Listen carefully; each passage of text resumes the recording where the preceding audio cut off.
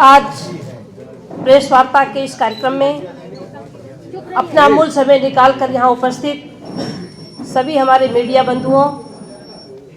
का मैं हार्दिक स्वागत करती हूँ। हमारे साथी मंच पर हमारे गुरु मान्य अक्षयवरनाथ कनौजिया जी, कांशीराम बहुजन मूल निवासी पार्टी के प्रदेश अध्यक्ष भैया आरिफ हाशमी साहब जी, हमारे बीच में माननीय सुभद्र राम साहब जी, इनकम टैक्स कमीशन भारत सरकार, हमारे साथ में मंच पर सम्मानित हमारे भैया रंजीत कुमार जी, भैया मुकेश साजन जी, भैया अनल्प जी, और इस कार्यक्रम में अपना अमूल्य समय निकाल कर यहाँ उपस्थित सभी साथियों का मैं हार्दिक स्वागत करती हूँ, सादर जय भीम करती हूँ। साथियों, आज बहुत ही महत्वपूर्ण विषय पर मैं प्रेस वार्ता कर रही हूँ। जैसा कि आप सभी लोग जानते हैं कि चुनाव आयोग द्वारा उत्तर प्रदेश में विधानसभा का चुनाव 7 चरणों में कराने का निर्णय लिया है। मैं चुनाव आयोग के इस फैसले का मैं स्वागत करती हूं और साथ साथ ही मैं बताना चाहती हूं कि उत्तर प्रदेश के विधानसभा चुनाव में तमाम राजनीतिक दल अपना अपना दांव पेच शुरू कर दिए हैं।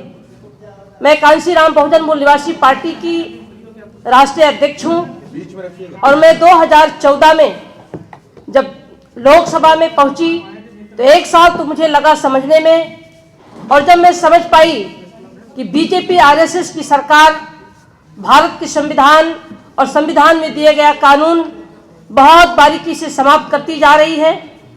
बीजेपी आरएसएस की सरकार की नीतियों को समझकर सदन से लेकर सड़क तक मैं निरंतर भारत के संविधान को बचाने के लिए, संविधान में दिए गए कानून को बचाने के लिए, आरक्षण को बचाने के लिए मैंने आंदोलन की शुरुआत की। 6 दिसंबर 2017 से उत्तर प्रदेश और पूरे भारत में लाखों की संख्या में बड़ी बड़ी रैली कर, जनसभा करके भारत के बहुजन समाज के लोगों को मैंने जगाने का और बताने का काम किया कि बीजेपी आरएसएस की सरकार भारत के संविधान और संविधान में दिए गए कानून को समाप्त करती जा रही है। साथियों, 26 नवंबर 2021 को उत्तर प्रदेश की राजधानी लखनऊ में कांशीराम स्मृति उपवन की फील्ड में मैंने संविधान बचाओ,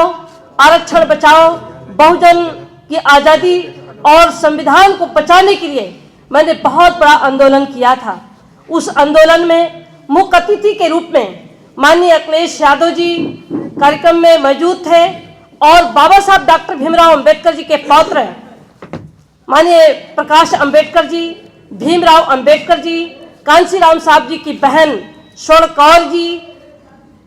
कार्यक्रम में आकर के संविधान को बचाने के लिए, बहुजन समाज की आज़ादी को बचाने के लिए विकल्प के रूप में माननीय अखिलेश यादव जी को अपना बिना शर्त समर्थन दिया और पूरे भारत के बहुजन समाज के लोगों से अपील किए कि बीजेपी को सत्ता से बाहर करना है तो विकल्प के रूप में अखिलेश यादव जी को भरपूर हमारा अंबेडकरवादी समाज के लोगों ने समर्थन किया। लेकिन मैं बड़ी दुख के साथ ये कहना चाहती हूँ कि आज कुछ लोग अपना राजनीतिक दल बना करके माननीय अखिलेश यादव जी के नाम पर जो अभी आपत्ति जताई है, खासकर मैं चंद्रशेखर जी के बारे में बताना चाहती हूँ कि चंद्रशेखर आजाद जी जो माननीय अखिलेश यादव जी के ऊपर जो दलित विरोधी आरोप जो लगाया है, जिसका मैं खंडन करती हूँ, विरोध करती हूँ, ये बिल्कुल निराधार है। माननीय अखिलेश यादव जी ही बीजेपी का विकल्प के रूप में पूरे उत्तर प्रदेश के बहुजन समाज के लोगों ने चुना है और 26 नवंबर संविधान दिवस पर माननीय अखिलेश यादव जी मंच पर उन्होंने सभी से अपील किया कि अंबेडकरवादी, समाजवादी दोनों एक मंच पर आकर के और बीजेपी को सत्ता से बाहर करेंगे। माननीय अखिलेश यादव जी बराबर हर मंचों से भी वो अनुरोध कर रहे हैं कि भारत के संविधान को बचाने के लिए, लोकतंत्र को बचाने के लिए, गणतंत्र को बचाने के लिए, गणराज्य को बचाने के लिए सारे भारत के बहुसंख्यक समाज के लोग एक मंच पर आए और बीजेपी को सत्ता से बाहर करें। मैं गंगाराम अंबेडकर जी ने कल वो भी उन्होंने प्रेस किया है जो माननीय अखिलेश यादव जी पर झूठा आरोप लगाया है। मैं बताना चाहती हूँ चंद्रशेखर जी को और गंगाराम अंबेडकर जी को कि जो निजी स्वार्थ के लिए जो विधायक पद के लिए, उप मुख्यमंत्री पद के लिए, सांसद बनने के लिए अपना सम्मान, अपना स्वाभिमान लगा रहे हैं। आज के तारीख में भारत के संविधान को बचाने के लिए, आरक्षण को बचाने के लिए अपना ईगो खत्म करें। अगर हमारा संविधान सुरक्षित नहीं रहा तो ना लोग विधायक बन पाएंगे, ना सांसद बन पाएंगे, ना मंत्री बन पाएंगे, ना उप मुख्यमंत्री बन पाएंगे। आज अगर हमारा संविधान सुरक्षित रहा तो संविधान के तहत ही हम सांसद, विधायक, प्रधानमंत्री, मुख्यमंत्री, राष्ट्रपति हम बन सकेंगे। इसलिए मैं कहना चाहती हूं अपने चंद्रशेखर भाई से भी और गंगाराम अंबेडकर जी से भी कि अपना ईगो खत्म करें, अपना निजी स्वाभिमान के लिए, अपना प्रतिष्ठा बचाने के लिए, स्वयं विधायक सांसद बनने के लिए जो अनर्गल, जो माननीय अखिलेश यादव जी पर आरोप लगा रहे हैं, इनका आरोप बिल्कुल गलत है। मैं इसका खंडन करना चाहती हूं और मैं ये भी बताना चाहती हूं साथियों, 2014 में जब मैं सांसद बन करके गई और मुझे पता चला कि संविधान आजादी खतरे में है, तभी से मैं निरंतर आवाज उठा रही हूं और बीजेपी जैसे पार्टी को लात मारकर संविधान को बचाने के लिए सांसद पद छोड़ करके भारत की बहुजन की आजादी के लिए, संविधान को बचाने के लिए मैं निरंतर लड़ाई लड़ रही हूं। आज भारत के संविधान में दिए गए कानून को जिस बारीकी के साथ संविधान में अधिकार जो दिए गए हैं, जो बीजेपी आरएसएस की सरकार समाप्त करती जा रही है, चाहे वो नौकरी हो, चाहे वो रोजगार हो, हमारा गरीब तड़प रहा है। चाहे वो शिक्षा, चाहे वो स्वास्थ्य और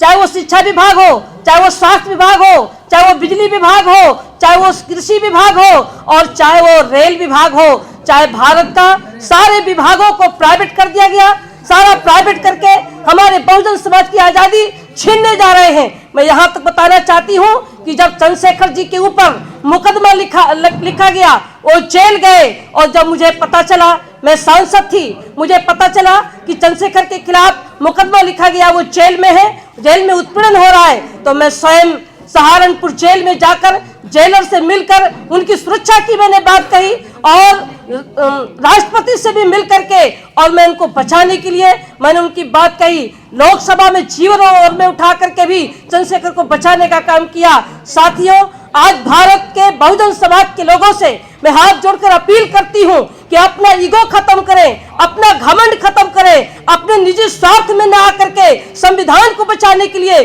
बहुजन की आजादी को बचाने के लिए, बहुजन के अधिकार को बचाने के लिए, आरक्षण को बचाने के लिए बिना शर्त सभी लोग एकजुट होकर के अगर संविधान बचाना चाहते हैं तो विकल्प के रूप में आज के तारीख में माननीय